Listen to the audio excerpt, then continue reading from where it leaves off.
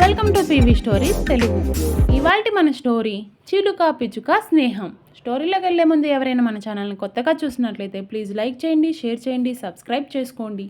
ఒక సుందరమైన అడవిలో ఎన్నో పక్షులు, జలపాతాలు, ప్రకృతి తల్లి కలతో నిండిన ప్రదేశం. ఆ అడవిలో ఓ బంగారు రంగు చిలుక ఉండేది.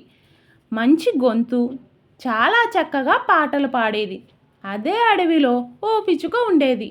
చిన్నదైనా చాలా తెలివైనది, పనుల్లో చురుకుదనం. చిలుక పిచ్చుక ఒకే చెట్టుపై నివసించేవి. మొదటి పరిచయం చిన్న మాటలతో మొదలైంది.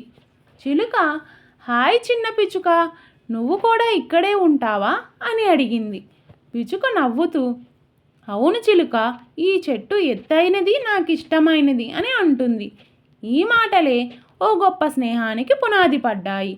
వారు రోజూ కలిసి వెళ్ళి పండ్లు తెచ్చుకొని తినేవారు, పాటలు పాడేవారు, ఆడేవారు.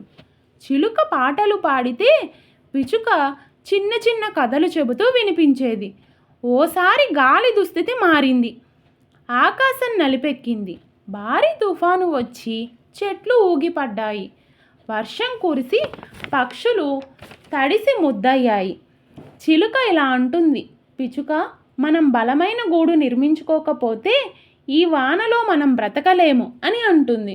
అప్పుడు పిచ్చుక, సరే, నువ్వు కొమ్మలు తెచ్చిపెట్టు, నేను ఆకులు పుల్లలు తెస్తాను అని అంటుంది.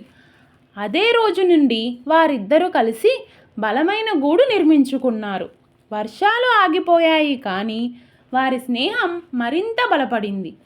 ఒకరోజు వారి అడవిలో ఓ వేటగాడు ప్రవేశించాడు. అతడు పక్షులను పట్టుకొని అమ్మే దొంగ. చిలుకను చూసి వేటగాడు ఆశ్చర్యపోయాడు.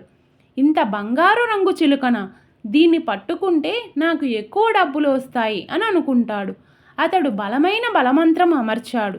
అదే సమయంలో చిలుక పాటలు పాడుతుంది. పిచ్చుక అటువైపుగా వస్తుంది. వెంటనే చిలుక గమనించి, పిచ్చుక అటు పోకూడదు అని చెబుతుంది. పిచ్చుక అప్పటికే ఆ బలయంత్రంలో పడింది. చిలుక ఏం చెయ్యాలో తెలియక విలపించింది. కానీ వెంటనే తెలివిగా ఆలోచించి వేటగాడి దారి మళ్లించే ప్రయత్నం చేసింది. గాలి మాదిరిగా ఎగిరిపడి గాత్రంతో అతని దృష్టిని మరలించింది. ఆ సమయంలో పిచ్చుక తన బలమంతా ఉపయోగించి తప్పించుకుంది. అతను ఇద్దరినీ పట్టుకోలేక బోసిపోయాడు. చివరికి చిలుక పిచ్చుకలు తిరిగి చెట్టుపైకి వచ్చారు. చిలుక పిచ్చుకను చూస్తూ కన్నీళ్లతో అన్నది, నీకేమైనా జరిగినా నా ప్రాణం పోతుంది అని అంటుంది. పిచ్చుక నవ్వుతూ, నీ స్నేహం లేకుంటే నా జీవితం అర్థహీనమే అంటుంది. వారు ఒకటిగా గూళ్ళో చేరారు. ఆ రోజు నుండి స్నేహం మరింత బలంగా మారింది. అడవిలో అందరూ వారి స్నేహాన్ని ఓ మార్గదర్శకంగా మార్చారు. నిజమైన స్నేహం సంక్షోభ సమయంలో వెలుగులోకి వస్తుంది. స్నేహితుడు మన కోసం ప్రాణాలను కూడా పణంగా పెట్టగలడు. మీరేమంటారు? కామెంట్ సెక్షన్లో కామెంట్ చేయండి.